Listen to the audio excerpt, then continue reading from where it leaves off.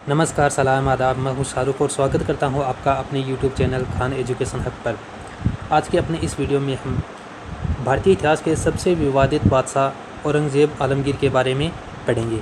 इस वीडियो में हम तमाम एग्ज़ाम में आने वाले प्रश्नों के बारे में विश्लेषण करेंगे और ये भी जानेंगे कि पीछे के एग्ज़ाम में कौन से प्रश्न औरंगज़ेब से संबंधित आए हुए हैं। इसके साथ साथ भारत के एक मशहूर बादशाह के जीवन के बारे में भी इस वीडियो में पढ़ेंगे। अगर ये वीडियो आपको अच्छा लगे तो इस वीडियो को शेयर करें और लाइक करें। कमेंट में ये बताइए वीडियो आपको कैसा लगा और चैनल सब्सक्राइब करना न भूलें। बिना देरी किए चलो शुरू करते हैं आज का अपना वीडियो। सबसे पहले हम जान लेते हैं औरंगज़ेब का पूरा नाम। इनका पूरा नाम अब्दुल मुजफ़्फ़र मोहिउद्दीन मोहम्मद औरंगज़ेब बहादुर शाह आलमगीर बादशाह गाजी था। इनका अन्य नाम औरंगज़ेब आलमगीर और इसी नाम से ये इतिहास में प्रसिद्ध हुए। इनका जन्म 4 नवंबर सन 1618 ईस्वी को दाहोद गुजरात में हुआ और इनकी मृत्यु अहमदनगर के पास 3 मार्च सन 1707 ईस्वी को हुई। इनके पिता का नाम बादशाह शाहजहाँ था और इनकी माता का नाम मुमताज़ महल था। इनकी पत्नी का नाम राबिया दुर्रानी था। इसके साथ साथ इनकी और भी कई सारी पत्नियां थीं। इनके संतानों की अगर हम बात करें तो इनकी पुत्री का नाम जेबुनिसा था। पुत्र थे सुल्तान मोहम्मद, शहज़ादा मुअज़्ज़म, शहज़ादा आज़म, शहज़ादा अकबर और कामबख्श। उपाधि जिनके बारे में हम पहले ही पढ़ चुके हैं, इनकी उपाधि औरंगज़ेब आलमगीर थी। इनकी राज्य सीमा उत्तर भारत और मध्य भारत के बीच में थी। इन्होंने लगभग 31 जुलाई सन 1658 ईस्वी से 3 मार्च सन 1707 ईस्वी तक लगभग 49 ईयर्स भारत पर शासन किया। इनका राज्याभिषेक 15 जून सन 1659 ईस्वी को लाल किला दिल्ली में हुआ। इन्होंने लाहौर की बादशाही मस्जिद जो 1674 ईस्वी में और बीवी का मकबरा औरंगाबाद में, इसके साथ साथ मोती मस्जिद जो कि दिल्ली में है, इनके द्वारा निर्माण कार्य करवाया गया। इनके पूर्वाधिकारी का नाम था शाहजहाँ जो इनके पिता भी हैं। उत्तराधिकारी बहादुर शाह प्रथम हुए। राजघराना सबको पता है, इनका राजघराना मुग़ल था। इनका मकबरा खुलदाबाद जो कि वर्तमान महाराष्ट्र में है। संबंधित लेख है, ये मुग़ल काल से संबंधित है और इसमें जो तथ्य लिए गए हैं वो अरबी, फ़ारसी और तुर्की किताबों से लिए गए हैं। अब हम इनके जीवन परिचय और इनके जीवन के बारे में जानने की कोशिश करेंगे। औरंगज़ेब का जन्म 4 नवंबर सन 1618 ईस्वी को गुजरात के दाहोद नामक स्थान पर मुमताज़ महल के गर्भ से हुआ था। औरंगज़ेब के बचपन का अधिकांश समय नूरजहाँ के पास बीता जो इनकी दादी थी। 1643 ईस्वी में औरंगज़ेब को 10,000 जात व 4,000 सवार का मनसब प्राप्त हुआ। ओरछा के झुंझार सिंह के विरुद्ध औरंगज़ेब को प्रथम युद्ध का अनुभव प्राप्त हुआ। उन्होंने सबसे पहले युद्ध ओरछा के झुंझार सिंह के विरुद्ध किया। 18 मई 1637 ईस्वी को फारस के राजघराने की दिलरास बानो बेगम के साथ औरंगज़ेब का पहला निकाह हुआ। इनकी पहली बीवी का नाम दिलरास बानो बेगम था। 1636 ईस्वी से 1644 ईस्वी व 1652 ईस्वी से 1657 ईस्वी तक औरंगज़ेब गुजरात, मुल्तान एवं सिंध का गवर्नर रहा। 3 जगह का गवर्नर औरंगज़ेब को बनाया गया। आगरा पर कब्जा कर जल्दबाजी में औरंगज़ेब ने अपना राज्याभिषेक अब्दुल मुजफ़्फ़र मोहिउद्दीन मुजफ़्फ़र औरंगज़ेब बहादुर आलमगीर के नाम से अपना राज्याभिषेक 31 जुलाई सन 1658 ईस्वी को दिल्ली में करवाया। खजुआ एवं देवराय के युद्ध में सफल होने के बाद 15 मई सन 1659 ईस्वी को औरंगज़ेब ने दिल्ली में प्रवेश किया, जहां शाहजहाँ के शानदार महल में जून 1659 ईस्वी को औरंगज़ेब का दूसरी बार राज्याभिषेक हुआ। औरंगज़ेब का 2 बार राज्याभिषेक हुआ। कितनी बार? 2 बार। औरंगज़ेब का 2 बार राज्याभिषेक हुआ। पहला 1658 ईस्वी में और दूसरा 1659 ईस्वी में इनका राज्याभिषेक हुआ। औरंगज़ेब के सिंहासनारूढ़ होने पर फारस के शाह ने मैत्री स्वरूप बुदाग बेग के नेतृत्व में एक दूत मंडल औरंगज़ेब के दरबार में भेजा। अब हम बात करते हैं औरंगज़ेब के व्यक्तित्व के बारे में। औरंगज़ेब का व्यक्तित्व कैसा था? औरंगजेब पवित्र जीवन व्यतीत करता था। अपने व्यक्तिगत जीवन में वह एक आदर्श व्यक्ति था। वह उन सब दुर्गुणों से सर्वत्र मुक्त था जो एशिया के राजाओं के सामान्यतः थे। वह यति के जैसा जीवन जीता था। खाने पीने, वेशभूषा और जीवन की अन्य सभी सुविधाओं में वह बेहद संयम बरतता था।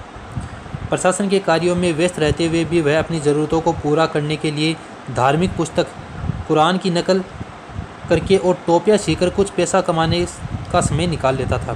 वह अपनी व्यक्तिगत ज़रूरत के लिए कुरान की नकल और टोपियाँ सीखकर अपना जीवन व्यतीत करता था।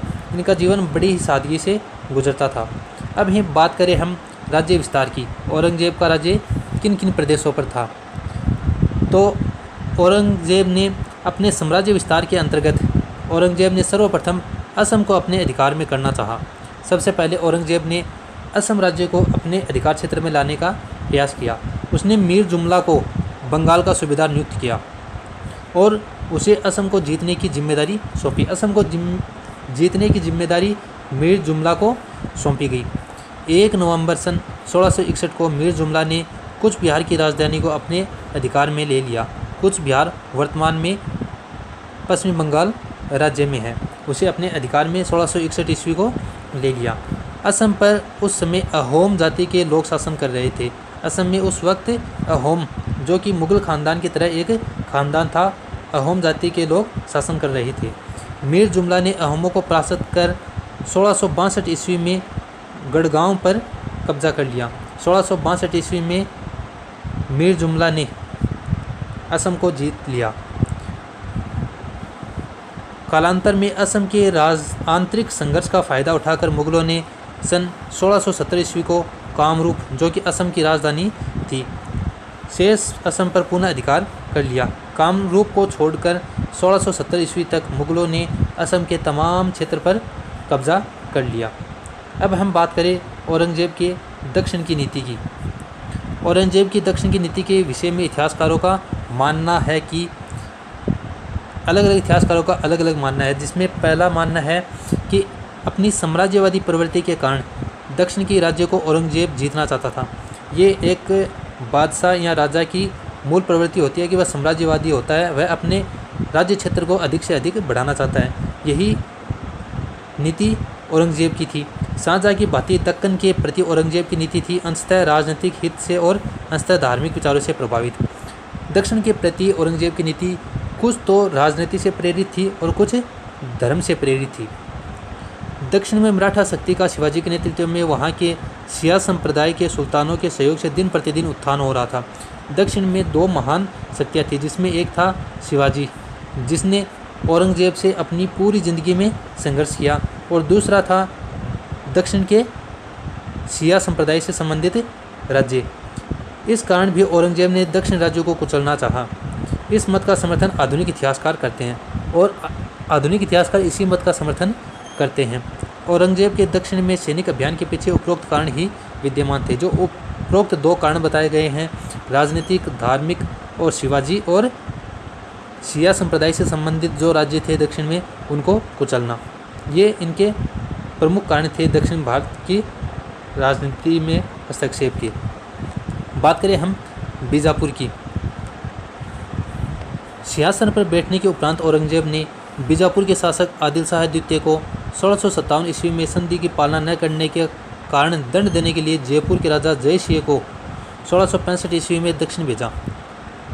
बीजापुर के शासक आदिल शाह द्वितीय को परास्त करने के लिए जय सिंह को 1665 ईस्वी में दक्षिण भेजा।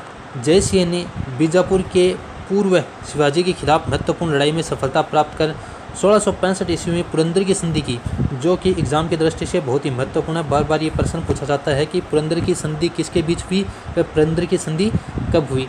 पुरंदर की संधि शिवाजी और जयपुर के राजा जय सिंह के बीच में 1665 ईस्वी को हुई थी।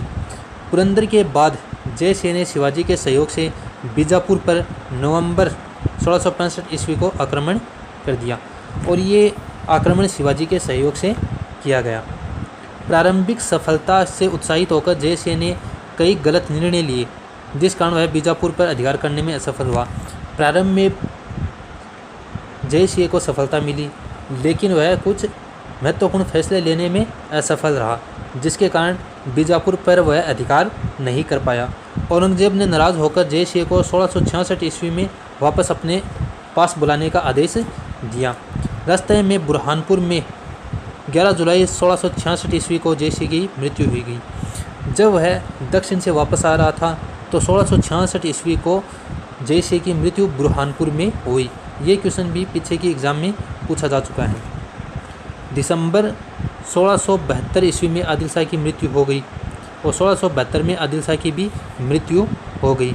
उसके अल्पवयस्क पुत्र सिकंदर आदिल शाह बीजापुर का सम्राट बना।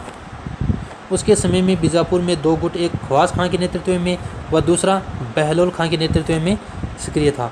दोनों गुटों ने आंतरिक मतभेद का फ़ायदा उठाकर मुगल सूबेदार बहादुर खां को 1676 ईस्वी में बीजापुर पर आक्रमण किया, परंतु अभियान असफल रहा। 1679 ईस्वी में दिलेर खां को दक्कन का सूबेदार बनाकर बीजापुर को जीतने का अधिकार सौंपा गया।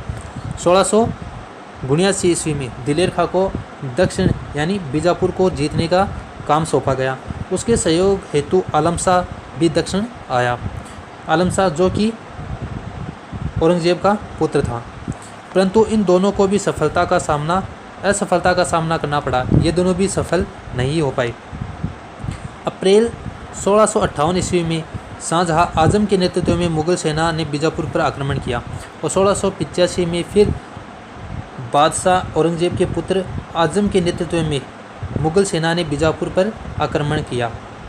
कई महीनों तक दुर्ग का घेरा रखने पर भी कोई सफलता नहीं मिलने पर 13 जुलाई 1685 ईस्वी को स्वयं सम्राट औरंगजेब ने आक्रमण की कमान अपने हाथों में ले ली और आखिरकार 1685 ईस्वी में औरंगजेब ने बीजापुर को जीतने का बेड़ा स्वयं अपने ऊपर ले लिया। परिणाम स्वरूप 1685 ईस्वी को बीजापुर के सिकंदर आदिल शाह ने आत्मसमर्पण कर दिया और 1685 ईस्वी में बीजापुर को मुगलों ने जीत लिया। औरंगजेब ने सिकंदर शाह का स्वागत किया और उसे खान का पद दिया तथा 1 लाख रुपये वार्षिक पेंशन दी और उसे दौलताबाद के दुर्ग में कैद करवा दिया। औरंगजेब ने 1685 ईस्वी में बीजापुर को जीतकर वहाँ के शासक सिकंदर शाह को दौलताबाद के दुर्ग में कैद करवा दिया और 1 लाख रुपये की पेंशन दी, जहाँ 1700 ईस्वी में उसकी मृत्यु हो गई। सिकंदर शाह की मृत्यु 1700 ईस्वी में हुई। अंततः बीजापुर मुगलों के अधिकार में आ गया और अंत में 1700 ईस्वी में बीजापुर मुगलों के अधिकार में आ गया। अब हम बात करें गोलकुंडा की, जो कि दक्षिण का एक प्रसिद्ध राज्य था। 1656 ईस्वी में गोलकुंडा के सुल्तान एवं मुगल सम्राट के बीच हुई संधि की अवहेलना करने, मुगलों के साथ संघर्ष में बीजापुर व मराठों का सहयोग करने तथा हीरे जवाहरात सोने चांदी के खानों की भरमार के कारण ही औरंगजेब ने गोलकुंडा पर अधिकार करने का निर्णय लिया। गोलकुंडा जो कि दक्षिण का एक प्रसिद्ध राज्य था, उसे संधि की अवहेलना और बीजापुर युद्ध में बीजापुर और मराठों का सहयोग करने के जुर्म में उसे औरंगजेब ने गोलकुंडा पर अधिकार करने का निर्णय लिया। गोलकुंडा पर औरंगजेब के सैनिक अभियान के समय वहाँ का अयोग्य व विलासप्रिय शासक अबुल हसन था। जब औरंगजेब ने गोलकुंडा पर आक्रमण किया तो वहाँ का शासक अबुल हसन था। शासन की पूरी जिम्मेदारी मदन्ना और अकन्ना नामक ब्राह्मणों के हाथ में थी और गोलकुंडा के प्रशासन की जिम्मेदारी 2 भाई मदन्ना और अकन्ना जो कि ब्राह्मण थे उनके हाथों में थी। औरंगजेब ने जुलाई 1685 ईस्वी में मुअज्जम को खान जहां के साथ गोलकुंडा पर अधिकार के लिए भेजा। 1685 ईस्वी में औरंगजेब ने अपने पुत्र मुअज्जम को खाने जहां के साथ गोलकुंडा पर अधिकार करने के लिए भेजा। सुल्तान अबुल हसन ने डर कर मुगलों से बात सभी शर्तों को मानकर संधि कर ली। जो कि पहले ही बताया जा चुका है कि सुल्तान अबुल हसन एक विलासी व डरपोक शासक था। उसने मुगलों के साथ संधि कर ली, परंतु कालांतर में सुल्तान ने संधि की अवहेलना करना आरंभ कर दिया और धीरे धीरे उसने संधि की बातों को मानने से इनकार करना शुरू कर दिया, जिस कारण से स्वयं सम्राट औरंगजेब ने फरवरी 1687 ईस्वी को आक्रमण कर बागडोर संभालते हुए लगभग 8 महीने के अथक प्रयास के बाद भी सफलता नहीं मिली तो औरंगजेब ने अब्दुल गनी नामक एक अफ़गान सरदार को लालच देकर फाटक खुलवा लिया और 1697 ईस्वी को दुर्ग पर अधिकार कर लिया। अंततः 1697 ईस्वी को औरंगजेब ने गोलकुंडा की दुर्ग पर अधिकार कर लिया। सुल्तान को 50,000 रुपये की पेंशन देकर दौलताबाद के किले में कैद करा दिया गया। साथ ही गोलकुंडा को पूर्ण विलय मुगल साम्राज्य में हो गया और 1697 ईस्वी में गोलकुंडा को मुगल साम्राज्य का अभिन्न हिस्सा बना लिया गया। इस प्रकार कहा जाता है कि जिस प्रकार अकबर ने असीरगढ़ का किला सोने की कुंजियों से खोला, उसी प्रकार औरंगजेब ने गोलकुंडा का किला सोने की कुंजियों से खोला। अकबर ने असीरगढ़ के किले को भी अपनी चतुराई से जीता था। अब हम बात करें मराठों से संघर्ष। गोलकुंडा और बीजापुर के बारे में हम पढ़ चुके हैं। अब हम पढ़ते हैं औरंगजेब ने मराठों से किस प्रकार संघर्ष किया। मुगलों से शिवाजी का पहला संघर्ष 1656 ईस्वी में हुआ, जब शिवाजी ने अहमदनगर व जूनार के किले पर आक्रमण किया। मुगलों से शिवाजी का पहला आमना सामना 1656 ईस्वी में हुआ, जब शिवाजी ने अहमदनगर के किले व जूनार के किले पर आक्रमण किया। 1659 ईस्वी को शिवाजी ने बीजापुरी सरदार अफजल खां को हराया। अफजल खां जो कि बीजापुर का एक सैनिक कमांडर था, उसे जिनका नाम अफजल खां था, शिवाजी ने उन्हें 1659 ईस्वी में मार दिया।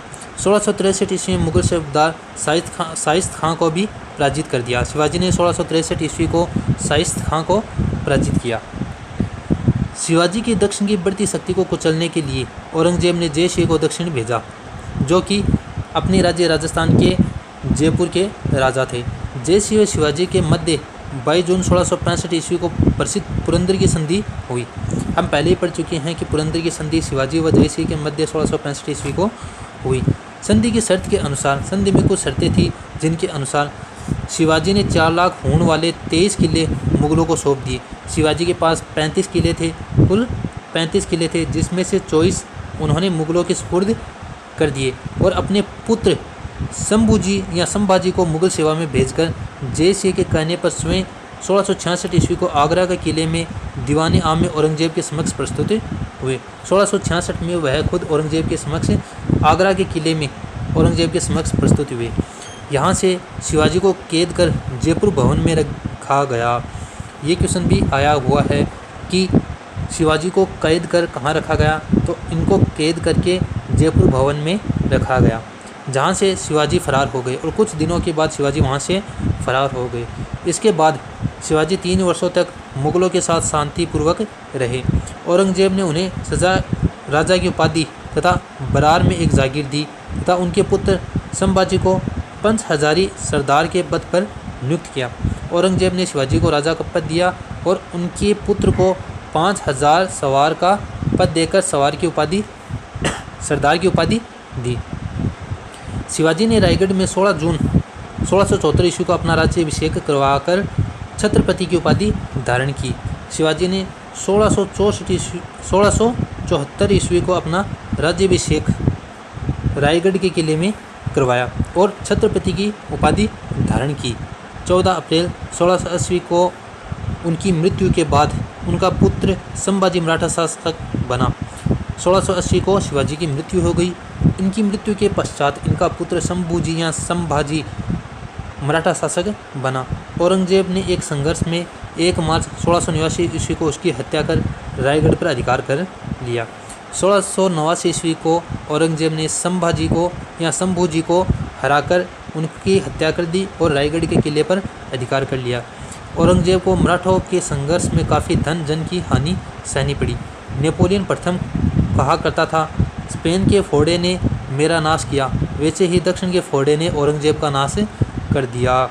नेपोलियन जो कि फ्रांस का प्रसिद्ध राजा था, उसने स्पेन की लड़ाई में बहुत कुछ खो दिया था। उसने कहा था कि स्पेन के फोड़े ने मेरा नाश कर दिया, वैसे ही औरंगजेब को दक्षिण के फोड़े ने औरंगजेब का नाश कर दिया। औरंगजेब के पतन के साथ साथ इसने मुगल साम्राज्य के पतन का मार्ग भी प्रशस्त कर दिया। दक्षिण की नीति ने औरंगजेब के ख़त्म कर दिया। एक तरह से कहे, औरंगजेब की दक्षिण की नीति ने मुगल साम्राज्य को पतन की ओर अग्रसर किया। बात करें हम औरंगजेब के विरुद्ध हुए महत्वपूर्ण विद्रोह। औरंगजेब के खिलाफ कई विद्रोह हुए, जिनमें महत्वपूर्ण है विद्रोह का महत्वपूर्ण कारण उनका राजत्व सिद्धांत। विद्रोह का महत्वपूर्ण कारण था इनका राजत्व सिद्धांत था उनकी धार्मिक असहिष्णुता, जो कि वह कट्टर मुस्लिम था। किसानों के विद्रोह के पीछे भूमि में जुड़े हुए विवाद, सिखों के विद्रोह के पीछे धार्मिक कारण थे, राजपूतों के विद्रोह के पीछे उत्तराधिकार की समस्या, अफगानों के विद्रोह के पीछे एक अलग अफगान राज्य के गठन की भावना कार्य कर रही थी। तो इनके विरुद्ध विद्रोह के कई महत्वपूर्ण कारण थे। बात करें हम जाट विद्रोह की। धार्मिक असहिष्णुता एवं किसान विरोधी नीतियों के कारण जाट विद्रोह हुआ और ये पहला विद्रोह था जो औरंगजेब के खिलाफ हुआ और ये मथुरा से शुरू हुआ और जाट नेता गोकुला या गोकुल के नेतृत्व में 1669 ईस्वी को प्रारंभ हुआ। मुगल सेनापति अब्दुल नबी के विद्रोह को कुचलने के प्रयास में मारा गया। मुगल सेनापति अब्दुल नबी जो जाट विद्रोह को कुचलने के प्रयास में मारा गया। मुगल फौजदार हसन अली खां के नेतृत्व में मुगल सेना ने गोकुल को पकड़कर उसके शरीर को कई भागों में बांट डाला। गोकुल को पकड़ उसकी हत्या कर दी। 1686 ईस्वी में जाट नेता राजा राम व रामचेरा ने जाट विद्रोह का नेतृत्व किया।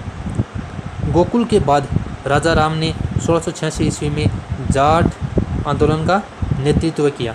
राजा राम ने मुगल सेनानायक मुनीर खां की हत्या कर सिकंदरा में स्थित अकबर के मकबरे में भी लूटपाट की और राजा राम ने अकबर के मकबरे को लूटा और कहते हैं कि अकबर की हड्डियों को खोदकर वह जला भी दिया। अकबर की हड्डियों को खोदकर उसने जला दिया। औरंगजेब के पुत्र बिदरबख्श व आमेर नरेश बिसनसिए के एक विशाल मुगल सेना के साथ भेजा। औरंगजेब ने अपने पुत्र बिदरबख्श और आमेर नरेश बिसनसिए को एक मुगल सेना के साथ भेजा। इन दोनों को जाट के खिलाफ 1689 ईस्वी में सफलता मिली और उन्होंने राजा राम के जाट विद्रोह को दबा दिया और राजा राम संघर्ष में मारा गया। राजा राम के बाद उसके भतीजे चूड़ामन या चूड़ामन ने जाट विद्रोह का नेतृत्व संभाला। राजा राम के बाद उसके भतीजे ने जाट आंदोलन का नेतृत्व संभाला। चूड़ामन ने स्वतंत्र भरतपुर राज्य की नींव डाली। भरतपुर राज्य की स्थापना चूड़ामन जाट ने की। यह औरंगजेब के अंतिम समय तक जाट विद्रोह का नेतृत्व करता रहा। औरंगजेब की नीति के विरुद्ध दूसरे सशस्त्र विद्रोह का नेतृत्व बुंदेला राजा छत्रसाल ने किया। औरंगजेब की नीति के विरुद्ध एक विद्रोह छत्रसाल ने भी किया जो कि बुंदेला के शासक थे। शिवाजी के दृष्टांत से प्रोत्साहित होकर छत्रसाल ने साहस और स्वतंत्रता का जीवन व्यतीत करने का सपना देखा। उसने मुगलों पर कई विजय प्राप्त की तथा पूर्वी मालवा में अपने लिए एक स्वतंत्र राज्य स्थापित करने में सफल रहा और मालवा में छत्रसाल ने अपना एक स्वतंत्र राज्य स्थापित किया। वह शिवाजी से प्रेरित था। अब हम बात करें सिख विद्रोह की। हमने जाट विद्रोह की बात कर ली, अब हम पढ़ते हैं सिख विद्रोह के बारे में। 16वीं शताब्दी में सिख संप्रदाय की स्थापना गुरु नानक ने की थी। गुरु नानक सिख संप्रदाय के प्रथम गुरु माने जाते हैं। सिखों के चौथे गुरु रामदास ने के समय गुरुत्व का पद पैतृक हो गया और रामदास ने गुरु का पद पैतृक कर दिया, यानी इनके बाद इनका पुत्र सिख गुरु बनेगा। अमृतसर के प्रसिद्ध स्वर्ण मंदिर का निर्माण उन्हीं के समय में हुआ। स्वर्ण मंदिर का निर्माण गुरु रामदास के समय में हुआ था, जिसके लिए सम्राट अकबर ने भूमि उपलब्ध करवाई थी और स्वर्ण मंदिर के लिए भूमि उपलब्ध अकबर ने करवाई थी। गुरु अर्जुन देव के समय में प्रसिद्ध सिख ग्रंथ गुरु ग्रंथ साहिब का संकलन हुआ और गुरु ग्रंथ साहिब का संकलन अर्जुन देव के समय में हुआ। गुरु अर्जुन देव ने सिख संप्रदाय को दृढ़ता प्रदान करने का प्रयास किया। विद्रोही शहजादे खुसरो को गुरु ने अपना आशीर्वाद दिया और विद्रोही शहजादे खुसरो जो कि औरंगजेब का पुत्र था, उसे अर्जुन देव ने अपना आशीर्वाद दिया, जिसकी वजह से 1606 ईस्वी में जहांगीर ने गुरु अर्जुन देव को फांसी दे दी। गुरु अर्जुन देव के पुत्र गुरु हरगोविंद सिंह ने शाहजहाँ के विरुद्ध विद्रोह कर उनकी सेना को 1628 ईस्वी में परास्त किया। गुरु हरगोविंद सिंह ने शाहजहाँ को 1628 ईस्वी में पराजित किया। 8वें गुरु हरकिशन ने गुरु हरकिशन के पुत्र तेग बहादुर सिंह ने औरंगजेब की नीतियों का विरोध किया। औरंगजेब की नीतियों का विरोध गुरु तेग बहादुर ने किया तथा इस्लाम धर्म स्वीकार करने का विरोध किया। औरंगजेब ने उसे इस्लाम धर्म स्वीकार करने के लिए कहा, लेकिन उसने इस्लाम धर्म स्वीकार करने से इनकार कर दिया, जिसकी वजह से उन्हें दिल्ली में कैद कर 1765 ईस्वी में मार दिया गया। गुरु तेग बहादुर को इस्लाम धर्म स्वीकार न करने के लिए औरंगजेब ने 1765 ईस्वी में फांसी पर लटका दिया। तेग बहादुर ने अपना धर्म जीवन से अधिक पसंद किया। उनके बारे में प्रसिद्ध उक्ति है कि उन्होंने अपना सर दिया, साड़ न दिया। गुरु तेग बहादुर के बारे में कहा जाता है कि उन्होंने अपना सर दे दिया लेकिन अपना मजहब, अपना धर्म चेंज नहीं किया, बदला नहीं। सिख गुरुओं में सर्वाधिक महत्वपूर्ण गुरु गोविंद सिंह थे। गुरु गोविंद सिंह सिख गुरु थे जो कि सिख धर्म के आखिरी व 10वें गुरु थे। गुरु गोविंद सिंह एवं कुछ पहाड़ी राजाओं के दमन के लिए औरंगजेब ने पहले अल्प और फिर शहजादे मुअज्जम को 1685 ईस्वी में भेजा। गुरु गोविंद सिंह का दमन करने के लिए 1685 ईस्वी को बादशाह औरंगजेब ने शहजादे मुअज्जम को भेजा। मुअज्जम और फिर शहजादे मुअज्जम को 1685 ईस्वी में भेजा। मुअज्जम पहाड़ी राजाओं को दबाने में सफल हुआ, परंतु गुरु गोविंद सिंह के साथ अपने संघर्ष में असफल होकर उसने शांति समझौता किया। मुअज्जम ने पहाड़ी राजाओं को तो दबा दिया लेकिन गुरु गोविंद सिंह के साथ वह असफल था और उसके साथ संधि करनी पड़ी। गुरु गोविंद ने पाहुल प्रणाली को आरंभ किया। इस प्रणाली में दीक्षित होने वाले व्यक्ति को खालसा कहा गया। गुरु गोविंद सिंह ने पाहुल प्रणाली का आरंभ किया और इस प्रणाली में जो दीक्षित होता उसे खालसा कहा गया। खालसा पंथ की स्थापना गुरु गोविंद सिंह ने 1699 ईस्वी में की। ये भी एक महत्वपूर्ण प्रश्न है जो बहुत बार एग्जाम में पूछा जा चुका है। खालसा पंथ की स्थापना किसने की? गुरु गोविंद सिंह ने। कब की? 1699 ईस्वी में। उनके धर्म में दीक्षित होने वाले व्यक्ति को पंच ककार, जिनमें केस, कंगा, कृपाण, कच्छ और कड़ा ग्रहण करना पड़ता था। जो व्यक्ति खालसा पंथ में दीक्षित होता था उसे पंच कंकार, जिनमें केस यानी बाल, कंगा, कृपाण, कटार, कच्छ, कच्छा, कड़ा ग्रहण करना पड़ता था। उनके द्वारा नाम के अंत में सिंह शब्द लगाना होता था। गुरु गोविंद ने 10वें बादशाह का ग्रंथ नामक एक पूरक ग्रंथ का संकलन किया। एक धर्मोमंत अफगान ने 1707 ईस्वी के अंत में गोदावरी नदी के तट पर नांदेड़ नामक स्थान पर गुरु गोविंद सिंह को छुरा मार दिया, जिससे उसकी मृत्यु हो गई। 1707 ईस्वी को गोदावरी नदी के तट पर नांदेड़ नामक स्थान पर गुरु गोविंद सिंह को एक अफगान सैनिक ने छुरा मार दिया, जिसकी वजह से इनकी मृत्यु हो गई। 1701 ईस्वी में औरंगजेब ने कुछ पहाड़ी राजाओं के सहयोग से गुरु गोविंद सिंह के दुर्ग आनंदपुर पर आक्रमण कर दिया। आनंदपुर पर 1701 में औरंगजेब ने आक्रमण कर दिया। आक्रमण के समय मुगल सेना का नेतृत्व सरहिंद का सूबेदार वजीर खान ने किया। आक्रमण का नेतृत्व वजीर खान ने किया, जो कि सरहिंद का सूबेदार था। कई महीने के घेराव के बाद सिख गुरु को आनंदपुर से भागकर चमकौर में शरण लेनी पड़ी। वहाँ से जब गुरु गोविंद सिंह को लगा कि अब हार नज़दीक है तो वो वहाँ से चमकौर में शरण लेने के लिए चले गए। मुगल सेना ने चमकौर पहुँचने पर गुरु अपना रूप बदलकर 1704 ईस्वी में भागकर खिदराना फिरोजपुर पहुँचे। जब मुगल सेना चमकौर पहुँची तो गुरु गोविंद सिंह खिदराना फिरोजपुर पहुँच गए। इस अंतिम युद्ध में गुरु गोविंद सिंह ने मुगल सेना को परास्त कर दिया और खिदराना के युद्ध में गुरु गोविंद सिंह ने मुगल सेना को हरा दिया। 1707 ईस्वी में औरंगजेब की मृत्यु के बाद मुगल शक्ति क्रमशः क्षीण होती गई। सिख सरदारों ने इस अवसर का फ़ायदा उठाकर छोटे छोटे स्वतंत्र राज्य स्थापित कर लिए। 1707 ईस्वी में औरंगजेब की मृत्यु हो गई और इनका मकबरा खुलदाबाद में बनाया गया। इनकी मृत्यु के पश्चात मुगल साम्राज्य क्षीण होता गया और आखिर में एक समय ऐसा आया कि वह भारत के इतिहास से ख़त्म हो गया। बात करें हम सतनामी विद्रोह की तो 1672 ईस्वी में सतनामियों का विद्रोह हुआ। 1672 ईस्वी में सतनामियों का विद्रोह हुआ। ये मूल रूप से हिंदू भक्तों के अनुपद्रवी संप्रदाय थे।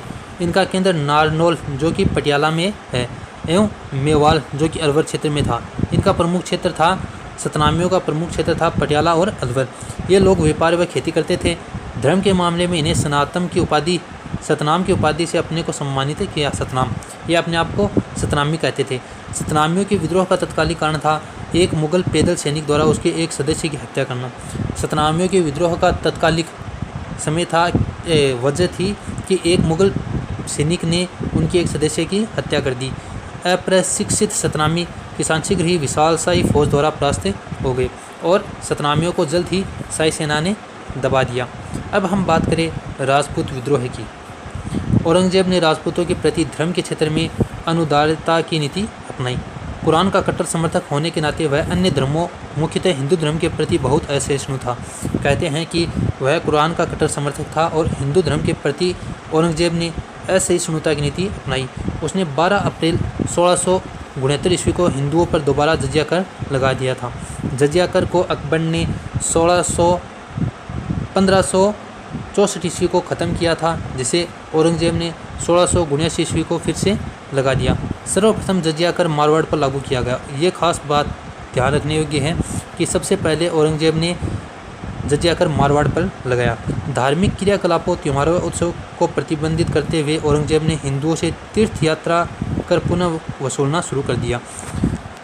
इसके साथ साथ तीर्थ यात्रा कर भी औरंगजेब ने लगा दिया। बड़ी संख्या में हिंदू मंदिरों को तुड़वाने का आदेश देकर नवीन व पुराने मंदिरों के निर्माण पर पूर्ण प्रतिबंध लगा दिया।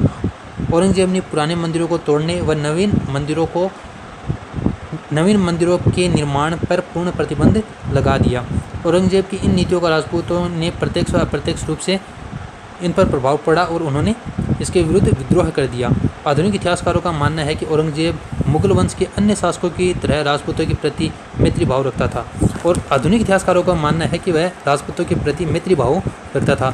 औरंगजेब ने यशवंत सिंह को दारा का सहयोग करने के बाद भी पुराना मनसब प्रदान कर गुजरात का सूबेदार बनाया। इसका एक उदाहरण यह है कि जसवंत सिंह को, जो कि शुरुआत में औरंगजेब के खिलाफ था, बाद में औरंगजेब ने उसे पुराना मनसब दिया और गुजरात की सूबेदारी दी। औरंगजेब के समय में हिंदू मनसबदारों की संख्या लगभग 33% थी, जो कि सभी मुगल बादशाहों में सबसे अधिक थी, जबकि शाहजहाँ के काल में यह 24.7% ही था, जो औरंगजेब के समय बढ़कर 33% हो गया। यानी औरंगजेब के समय दरबार में सबसे अधिक राजपूत थे।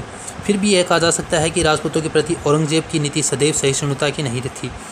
इनके बावजूद भी ये कहा जाता है कि हमेशा ऐसी नीति नहीं रही।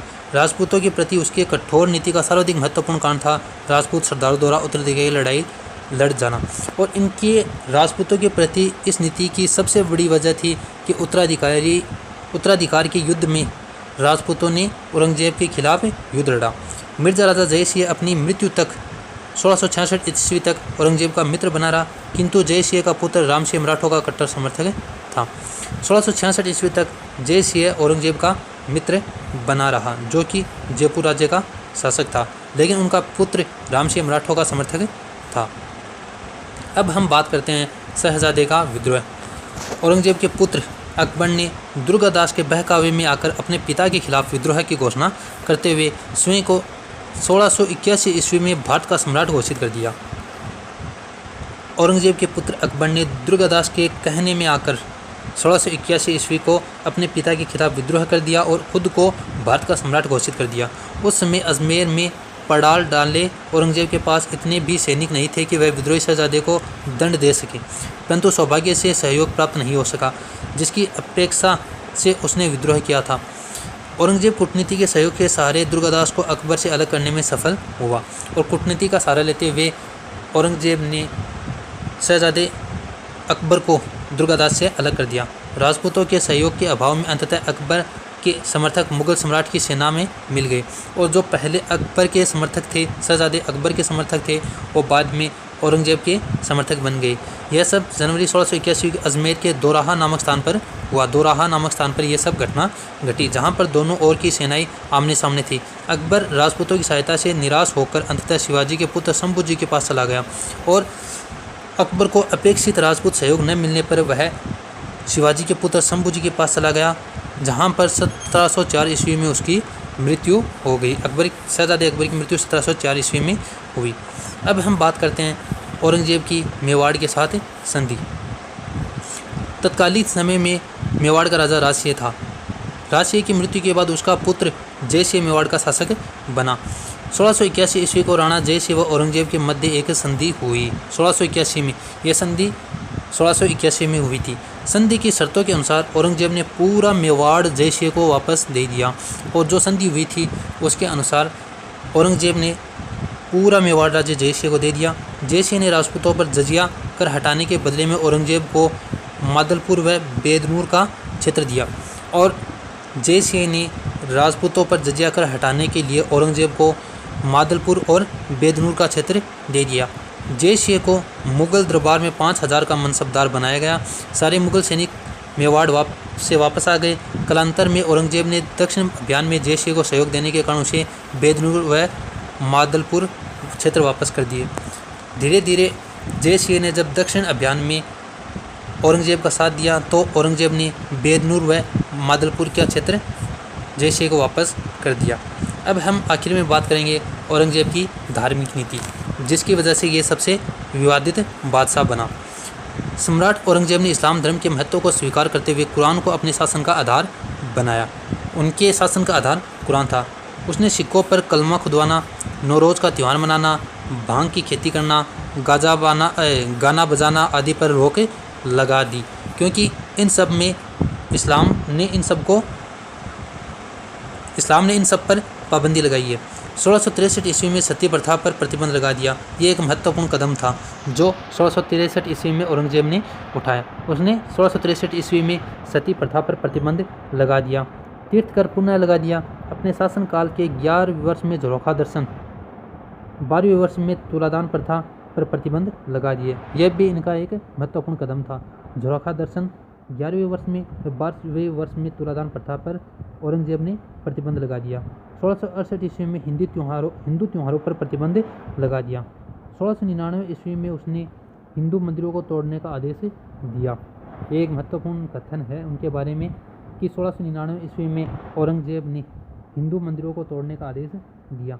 बड़े बड़े नगरों में औरंगजेब द्वारा मुहतसिब, जो कि सार्वजनिक सदाचार निरीक्षक थे, जो कि नैतिक लोगों को नैतिक जिम्मेदारी पहचानने के लिए इनको नियुक्ति की गई थी, जो एक सार्वजनिक सदाचार निरीक्षक के रूप में काम करते थे। जो व्यक्ति गलत कार्य करता था उसकी ये शिकायत करता था। इनकी नियुक्ति शाहजहां ने की, जिसे मुहतसिब कहा गया। 1669 ईस्वी में औरंगजेब ने बनारस के विश्वनाथ मंदिर और मथुरा के केशव देव मंदिर को तुड़वा दिया। बनारस के मंदिर और मथुरा के केशव देव मंदिर को 1659 ईस्वी में औरंगजेब ने तुड़वा दिया। उसने शरीयत के विरुद्ध लगाए जाने वाले लगभग 80 करों को समाप्त कर दिया। और एक महत्वपूर्ण कदम उसने ये उठाया कि जो 80 कर लिए जाते थे जो कि शरीयत यानी कुरान व इस्लाम के विरुद्ध थे, उसने समाप्त कर दिया। इन्हीं में आबवाब के नाम से जाना जाने वाला रायदारी परिवहन कर भी समाप्त कर दिया। पांडारी, जिन्हें चुंगी कर कहते हैं, वो भी समाप्त कर दिया। ये कर उसने समाप्त कर दिए। लगभग 80 कर उसने समाप्त कर दिए। औरंगजेब दारुल हर्ब, काफिरों का देश भारत को दारुल इस्लाम का देश में परिवर्तित करने को अपना महत्वपूर्ण लक्ष्य मानता था। वह भारत को एक इस्लामिक राष्ट्र बनाना चाहता था। अब हम बात करें औरंगजेब की मृत्यु की। औरंगजेब की मृत्यु 1707 ईस्वी में हुई थी। औरंगजेब के अंतिम समय में दक्षिण में मराठों का जोर बहुत बढ़ गया। उन्हें दबाने में शाही सेना को सफलता नहीं मिल रही थी, इसलिए सन 1683 ईस्वी में औरंगजेब स्वयं सेना के साथ दक्षिण गया। 1683 ईस्वी में औरंगजेब दक्षिण में मराठों की शक्ति को दबाने के लिए दक्षिण गया। वह राजधानी से दूर रहता हुआ अपने शासनकाल में लगभग अंतिम 25 वर्षों तक उसी अभियान में रहा और अपने शासनकाल के अंतिम 25 वर्ष वह दक्षिण के अभियान में व्यस्त रहा। 50 वर्षों तक शासन करने के बाद उसकी मृत्यु अहमदनगर में 3 मार्च सन 1707 ईस्वी को हो गई। इनकी मृत्यु अहमदनगर में 3 मार्च 1707 ईस्वी को हुई। दौलताबाद में स्थित फ़कीर बुरहानुद्दीन की कब्र के अहाते में उसे दफनाया गया। इनकी कब्र दौलताबाद में है, जो कि प्रसिद्ध फ़कीर बुरहानुद्दीन गाजी की कब्र के पास है। उनकी नीति ने इतने विरोधी भाव पैदा कर दिए जिसके कारण मुगल साम्राज्य का अंत हो गया और इनकी नीतियों की वजह से ही मुगल साम्राज्य का अंत हुआ। वर्तमान काल में विद्वानों ने औरंगजेब की नीति की आलोचना करते हुए उनके दुष्परिणामों को उल्लेख किया है। इनकी नीतियों का वर्तमान इतिहासकारों ने विरोध किया है। प्रोफेसर कादरी ने लिखा है, बाबर ने मुगल राज्य के भवन के लिए मैदान साफ किया, हुमायूं ने उसकी नींव डाली, अकबर ने उस पर सुंदर भवन खड़ा किया, जहांगीर ने उसे सजाया संवारा, शाहजहां ने उसे निवास कर आनंदित किया, किंतु औरंगजेब ने इसे विध्वंस कर दिया। ये लफ्ज़ हैं कादरी, प्रोफेसर कादरी के।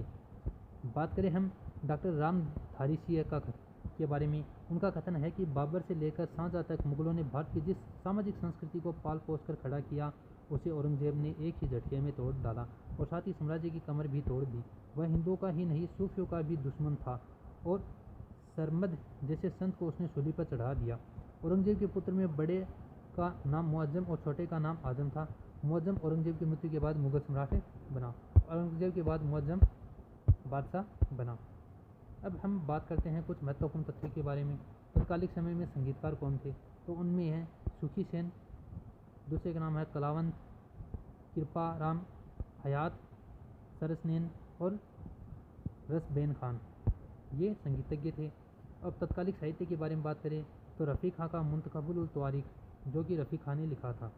मिर्ज़ा मोहम्मद काजिम ने आलमगीर नामा नामक ग्रंथ लिखा। मोहम्मद साकी खां का मुआसिर आलमगीरी नाम का एक प्रसिद्ध ग्रंथ है। सुजान राय ने खुलासतुल तवारीख नाम से एक प्रसिद्ध ग्रंथ लिखा। ईश्वर दास का फुतुहात आलमगीरी एक प्रसिद्ध ग्रंथ है। भीमसेन बुरहानपुरी का नुस्ख़ा-ए-दिलकुशां, जो कि एग्ज़ाम की दृष्टि से महत्वपूर्ण है, बार बार पूछा जाता है। नुस्ख़ा-ए-दिलकुशां किसकी कृति है? तो ये भीमसेन बुरहानपुरी की है। राज्य का वर्गीकरण। औरंगजेब के राज्य का वर्गीकरण 21 सूबों में विभक्त था। औरंगजेब ने अपने राज्य को 21 सूबों में विभक्त कर दिया था। 14 सूबे उत्तर भारत में थे, 6 दक्षिण भारत में और 1 अफगानिस्तान में। सैन्य प्रबंध। औरंगजेब के सैन्य प्रबंध में लगभग 60,000 घोड़े थे, 1 लाख पैदल सैनिक थे और 50,000 ऊँट और 3,000 हाथी इनकी सेना में थे। उल्लेखनीय कथन है कि संगीत की मौत हो गई। इनके औरंगजेब के समय में कहा जाता है कि संगीत की मौत हो गई। इनकी कब्र इतनी गहरी दफनाना ताकि आवाज़ आसानी से न निकल सके। इससे सादगी से मामूली सफ़ेद कपड़े में दफनाया जाए और कोई मकबरा न बनाया जाए। औरंगजेब